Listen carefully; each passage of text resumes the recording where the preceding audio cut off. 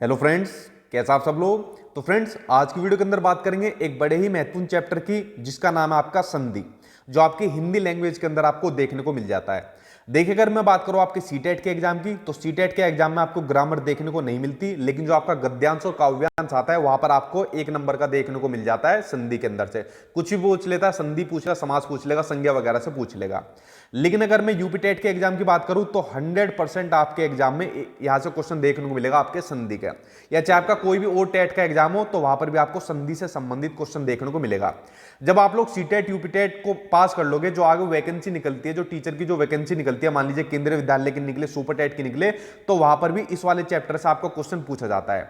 यानी जो आज का ये वाला चैप्टर है, ये एक ऐसा चैप्टर है, ये आपका जब तक पीछा नहीं छोड़ता, जब तक आपको जॉब नहीं मिल जाती। आपके सभी एग्जाम में पूछा जाता है, जिस भी एग्जाम में आपको हिंदी दे दी, समझ जाना इस वाले चैप्टर से आपका क्वेश्चन जरूर आएगा। तो आज की वीडियो के अंदर मैं आपको इस चैप्टर को ऐसे समझाऊंगा कि इस चैप्टर को दोबारा पढ़ने की आपको जरूरत नहीं पड़ेगी। इस चैप्टर को आज की वीडियो के अंदर मैं आपको ट्रिक के माध्यम से बताऊंगा, और एक ही बारी में आपको सारी संधि के बारे में मैं आपको बता दूंगा, दोबारा आप उसको नहीं भूल पाओगे। और वीडियो के एंड में मैंने कुछ क्वेश्चन भी लिए हुए, इन ट्रिक को जानने के बाद इन क्वेश्चन का आंसर आप लोग खुद निकालोगे, इतना मुझे कॉन्फिडेंस है पूरा। तो चलिए स्टार्ट कर लेते हैं आज के बड़े ही महत्वपूर्ण चैप्टर की, जिसका नाम है संधि। और जो लोग नए आए वो चैनल को सब्सक्राइब कर लेना, क्योंकि आपकी जितने भी टेट की और सीटेट की तैयारी है मैं अपने यूट्यूब चैनल पर आपको करा रहा हूं, इसलिए चैनल को सब्सक्राइब कर लेना। चलिए बात करते हैं पहले संधि के बारे में, उसके बाद इसके प्रकार के बारे में बात करेंगे, देन क्वेश्चन आंसर के बारे में बात करेंगे। देखिए, पहले जान लीजिए संधि क्या होता है, क्योंकि आपके एग्जाम में कई बार सीधा इसकी परिभाषा पूछी गई है। तो दो वर्णों के मेल को संधि कहा जाता है। सिंपल सा आपको ये चीज समझनी है, दो वर्णों के मेल को संधि कहा जाता है। कैसे? अगर मैंने दो वर्ण लिख दिए, मान लीजिए मैंने लिख दिया देव जमा आल्य, ये मैंने दो वर्ण लिख दिए, तो इन्हीं दो वर्णों के मेल से एक नया शब्द बन जाएगा, जिसका नाम हो जाएगा आपका देवाल्य। तो दो वर्णों के मेल को ही क्या कहा जाता है? संधि। जब दो वर्ण पास पास आते हैं, ये दोनों वर्ण आसपास आ गए या मिल गए, तो उनमें परिवर्तन हो जाता है। देखिए, दो वर्ण जब आपस में मिल गए तो परिवर्तन हो गया, और परिवर्तन के कारण क्या शब्द नया बना? देवाल्य बना। तो यह परिवर्तन वाला मेल ही संधि कहलाता है। तो कुल मिलाकर आप लोग समझ गए कि दो वर्णों के मेल को क्या कहा जाता है? संधि कहा जाता है। ठीक, ये आप लोग यहां तक समझ गए। एक होता है आपका संधि विच्छेद, यहां पर लिख देता हूं मैं, एक होता है आपका संधि विच्छेद। देखिए, संधि के अंदर तो दो वर्णों का मेल होता है, और संधि विच्छेद के अंदर ये अलग अलग होते हैं। संधि विच्छेद के अंदर, ठीक है, यानी अपनी मूल अवस्था में चले जाते हैं। जैसे दो वर्ण थे देव जमा आल्य, तो इनसे मिलकर बना देवाल्य। अगर मैं देवाल्य का संधि विच्छेद करूं तो क्या हो जाएगा? देव जमा आल्य, यानी अपनी किस में चले गए? मूल अवस्था में चले गए ये दोनों वर्ण आपके। तो दोनों में अंतर समझे, संधि के अंदर दो वर्णों का मेल होता है, और संधि विच्छेद के अंदर ये दोनों वर्ण अलग हो जाते हैं, अपनी मूल अवस्था में चले जाते हैं। तो दोनों चीज आपको क्लियर हुई, आगे पढ़ते हैं। अब बात करते हैं संधि के प्रकार के बारे में। तो देखिए, संधि 3 प्रकार की होती है। एक होती है आपकी स्वर संधि, एक होती है व्यंजन संधि, एक होती है विसर्ग संधि। सबसे ज्यादा महत्वपूर्ण होती है, जो आपके एग्जाम में सबसे ज्यादा पूछी जाती है, वो होती है आपकी स्वर संधि। मैक्सिमम चांस रहता है आपका क्वेश्चन यहीं से पूछा जाएगा, लेकिन हमको व्यंजन संधि और विसर्ग संधि भी पढ़नी है, क्योंकि ये भी इंपॉर्टेंट है। ये बहुत ज्यादा इंपॉर्टेंट है, लेकिन ये वाली भी इंपॉर्टेंट होती है, यहां से भी आपके एग्जाम में क्वेश्चन पूछे गए। ठीक है, तो चलिए इन तीनों के बारे में थोड़ा डिटेल से पढ़ लेते हैं। पहले बात करेंगे सबसे महत्वपूर्ण की, जिसका नाम है स्वर संधि। देखिए, अब आपकी यहां से ट्रिक शुरू हो जाएगी स्वर संधि के अंदर। इसके अंदर बच्चे बड़े कंफ्यूज होते हैं, और बुक के अंदर लैंग्वेज भी समझ में नहीं आती। देखिए, पहले सिंपल जान लीजिए स्वर संधि, यानी स्वर का मेल से जो संधि बनेगी। यहां पर स्वर का यूज होता है। स्वर मतलब आ ई, ठीक है, ई ऊ, ये सब मतलब कुल मिला के क्या होते हैं? ये आपके स्वर होते हैं। तो जब स्वर के साथ स्वर का मेल होता है, या मान लीजिए आ के साथ आ का हो गया, आ के साथ ई का हो गया, ठीक है, ई के साथ ऊ का हो गया, तो जब स्वर के साथ स्वर का मेल होता है, तो जो परिवर्तन होता है उसको क्या कहा जाता है? उसको स्वर संधि कहा जाता है। इतना आप लोग समझ गए। मतलब इसमें स्वर का स्वर के साथ मेल होता है, इसलिए इसको स्वर संधि कहा जाता है। नाम से इसके जैसे पता चल रहा है, स्वर की संधि। इसको समझे। अब इनके प्रकार के बारे में बात करेंगे। देखिए, यहां से आता है आपके एग्जाम में क्वेश्चन, अब आप लोग लगा लो, वेरी वेरी इंपॉर्टेंट। अब ये 5 जो प्रकार है स्वर संधि के, 5 प्रकार होते हैं, इनमें से किसी भी एक प्रकार का आपके एग्जाम में देखने को मिल जाता है। सबसे मैक्सिमम चांस रहते हैं आपके यही से। अब मैं आपको इसको समझाता हूं एक एक करके। तो स्वर संधि कितने प्रकार की होती है? 5 प्रकार की होती है। अब देखिए कौन कौन सी होती है और उनके अंदर क्या ट्रिक लग रही है। पहले संधि होती है दीर्घ संधि। अब देखिए, इसके अंदर सिंपल सी ट्रिक है दीर्घ संधि के अंदर, कि अगर किसी शब्द में बड़ी मात्रा आपको दिखाई दे जाए। बड़ी मात्रा कैसे? इसको मैं लिख देता हूं, बड़ी मात्रा हो जाएगी बड़ा आ, बड़ी ई और बड़ा ओ। अगर ये बड़ी मात्रा आपको किसी शब्द में देखने को मिल जाए और एग्जामिनर पूछे बताइए शब्द में कौन सी संधि है, तो हो जाएगी आपकी दीर्घ संधि हो जाएगी। फॉर एग्जाम्पल अगर मैंने लिख दिया, ये ले लेता हूं जो अभी आपको बताया था, मैंने लिख दिया देवालय, तो बताइए देवालय में कौन सी संधि हो जाएगी, तो देवालय में दीर्घ संधि हो जाएगी। क्यों, देखिए देवालय किससे मिलकर बना था, देव जमा आल्य, इन्हीं से मिलकर बना था ना। देखिए वा के बाद ये छोटा आ होता है, ये छुपा होता है छोटा, प्लस उसके बाद बड़ा आ हो गया और उसके बाद मिलाकर क्या बन गया, ये बड़ा आ बन गया, यानी बड़े आ की मात्रा आ गई। और बड़े आ की मात्रा किस में होती है, दीर्घ संधि में होती है। ठीक, ये हो गया। एक और एग्जाम्पल आप लोग ले सकते हो, अगर मैंने लिख दिया रविंदर, अगर मैंने लिख दिया रविंदर, तो देखिए यहां पर कौन सी मात्रा देखने को मिल रही है, बड़े ई की मात्रा। कौन सी, ये बड़े ई की मात्रा।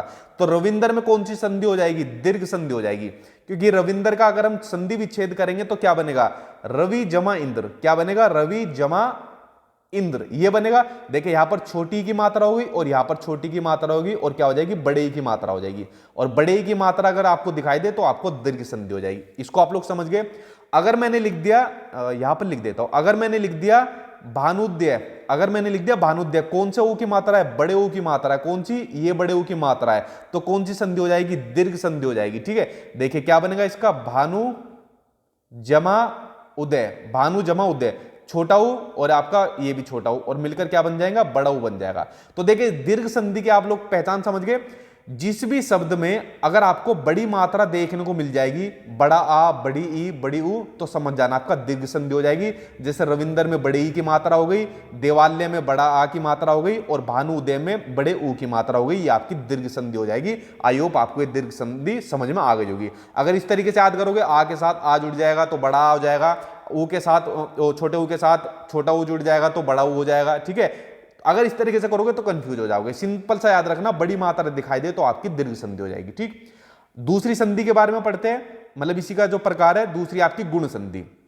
अब देखिए गुण संधि के अंदर क्या ट्रिक लगेगी।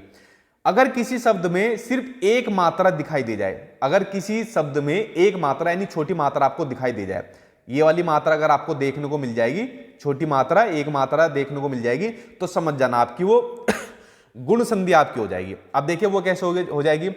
मान लीजिए मैंने लिख दिया राजेंद्र, अगर मैंने लिख दिया, यहां पर लिख देता हूं राजेंद्र, ये मैंने लिख दिया राजेंद्र। अब देखिए कौन सी मात्रा है, ये छोटे आ की मात्रा है, यानी ये वाली मात्रा है, तो कौन सी संधि हो जाएगी राजेंद्र में, गुण संधि हो जाएगी। क्योंकि राजेंद्र का अगर हम संधि विच्छेद करेंगे तो हो जाएगा राजा जमा इंद्र, यही तो हो जाएगा। तो ये हो गया आपका बड़ा, ये हो गई आपकी बड़ी हुई। ठीक है, तो ये आपका गुण संधि हो जाएगी। ठीक, राजेंद्र हो गया। एक और लिख सकते हो, अगर मैंने लिख दिया परोपकार, अगर मैंने लिख दिया परोपकार, तो देखिए परोपकार में कौन सी मात्रा आ रही है, परोपकार में ये वाली मात्रा आ रही है छोटा की, ये देखिए। ठीक है, छोटे ओ की मात्रा आ रही है परोपकार, तो ये कौन सी संधि हो जाएगी, गुण संधि हो जाएगी। ठीक है, आप इसको करके भी देख लेना, पर जमा उपकार हो जाएगा इसका संधि विच्छेद, पर जमा उपकार। ठीक है, तो ये कौन सी हो जाएगी, गुण संधि। यानी अगर किसी शब्द में सिर्फ एक छोटी मात्रा आपको दिखाई दे जाए तो आपकी गुण संधि हो जाएगी। ये इस वाले क्वेश्चन की ट्रिक थी, इसको भी समझ गए। आगे देखते हैं, अगली आपकी वृद्धि संधि। वृद्धि संधि के अंदर क्या हो जाएगी, अगर किसी शब्द में दो मात्रा आपको देखने को मिल जाए, वहां पर छोटी मात्रा देखने को मिल रही थी गुण संधि के अंदर, और वृद्धि संधि में दो बड़ी मात्रा आपको देखने को मिल जाएगी। दो बड़ी मात्रा आपकी ये वाली। ठीक है, ये लिख दिया मैंने, छोटे बड़े ए और बड़े ओ, ये दो मात्रा अगर आपको देखने को मिल जाएगी तो हो जाएगी आपकी वृद्धि संधि। फॉर एग्जाम्पल अगर मैंने लिख दिया बताइए सदैव में कौन सी संधि है, सदैव में कौन सी संधि है। देखिए सदैव में कौन सी संधि है, बड़े ए की मात्रा आ रही है यहाँ पर, सॉरी ये वाला बड़े की मात्रा आ रही है, तो कौन सी हो जाएगी, वृद्धि संधि हो जाएगी यहाँ पर। अगर मैंने लिख दिया वनौषधि, अगर मैंने लिख दिया, ये मेरी आदत है बड़े ओ को इस तरीके से बनाने की, इसको प्रॉपर बनाता हूं। अगर मैंने लिख दिया वनौषधि, ठीक है, वनौषधि के अंदर कौन सी हो जाएगी, देखिए बड़े ओ की मात्रा आ रही है, यानी बड़े ओ की मात्रा ये होगी तो होगी आपकी वृद्धि संधि होगी। ठीक है, वन जमा औषधि ये आपकी इस तरीके से बनेगा, सदा जमा एव ये आपका इस तरीके से बनेगा।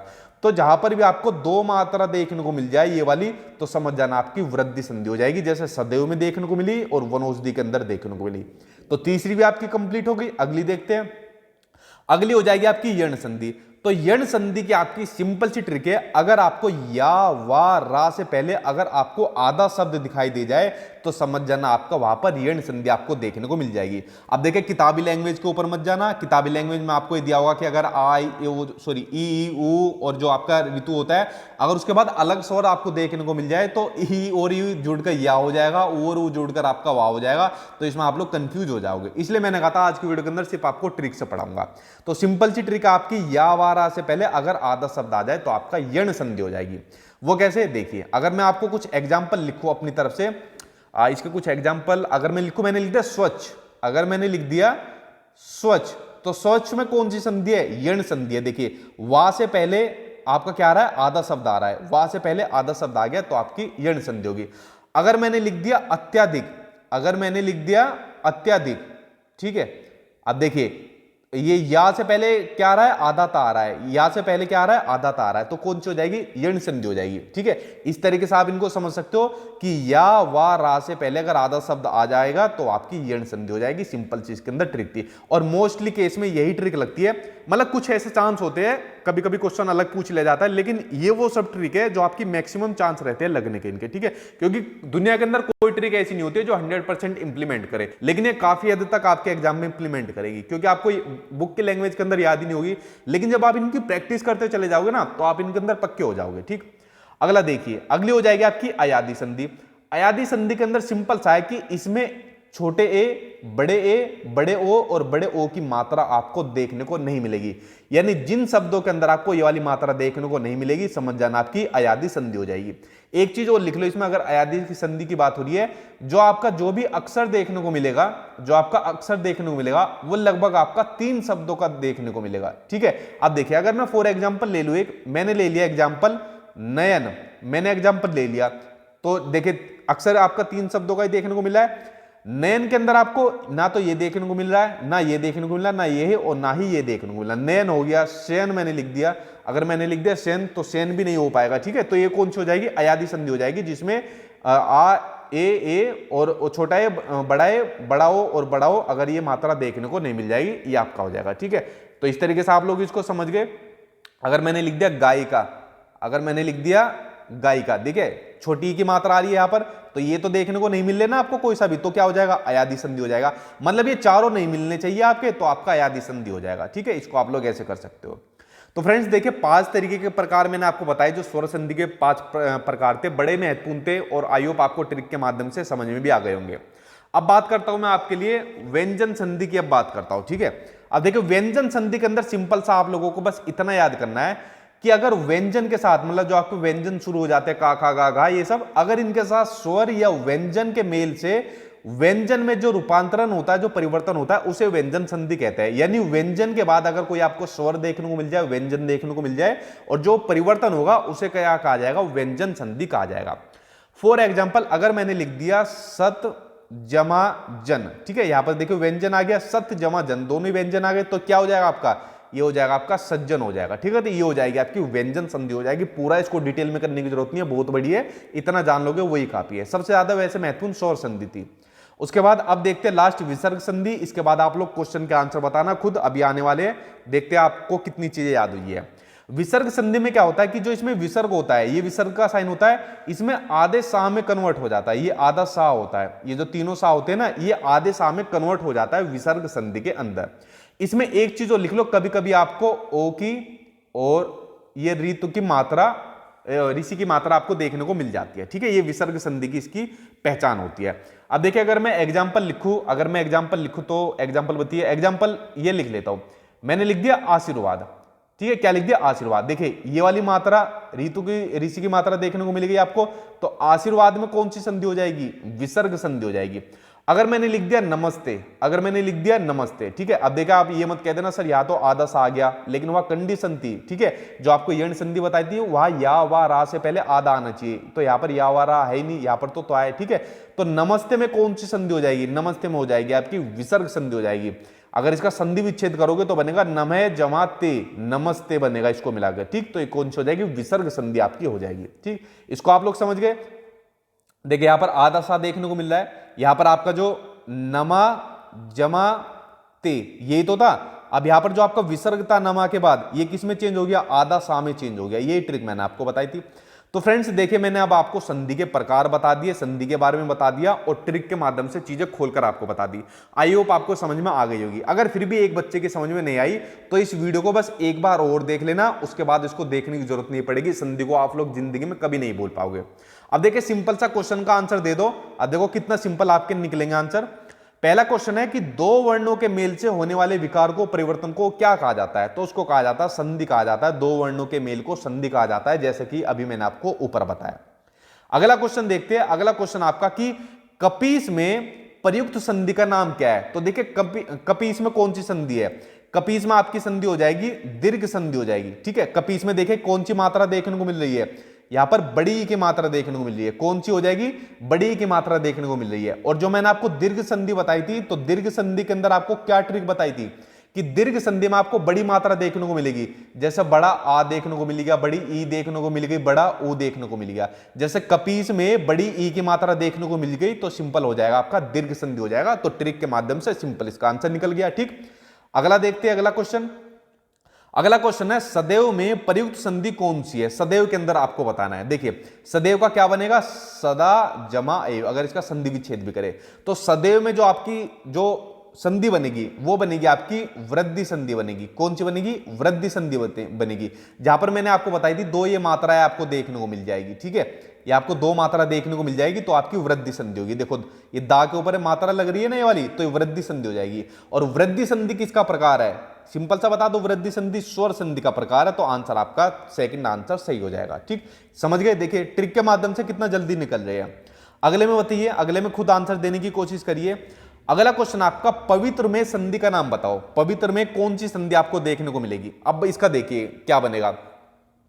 इसका सिंपल सा बनेगा पवित्र के अंदर आपका अयादि संधि। देखिए अयादि संधि के अंदर मैंने आपको क्या बताया था, जहां पर आपको ना तो छोटा ई देखने को मिलता, ना बड़ा ई देखने को मिलता, ना छोटा ओ देखने को मिलता और ना ही बड़ा ओ देखने को मिलता है। तो पवित्र में क्या आपको कुछ भी देखने को मिल रही है? नहीं देखने को मिल रही है। तो ये क्या हो जाएगा? आपका अयादि संधि हो जाएगा।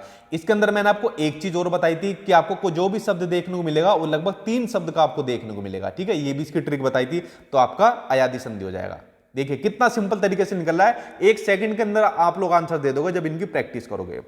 अगला क्वेश्चन आ गया, निरर्थक का सही संधि विच्छेद करना है। निरर्थक का सही संधि विच्छेद करिए। देखिए इसका आंसर हो जाएगा थर्ड, नि जमा अर्थक। देखिए यहां पर क्या है? विसर्ग है। यहां पर क्या है? विसर्ग है।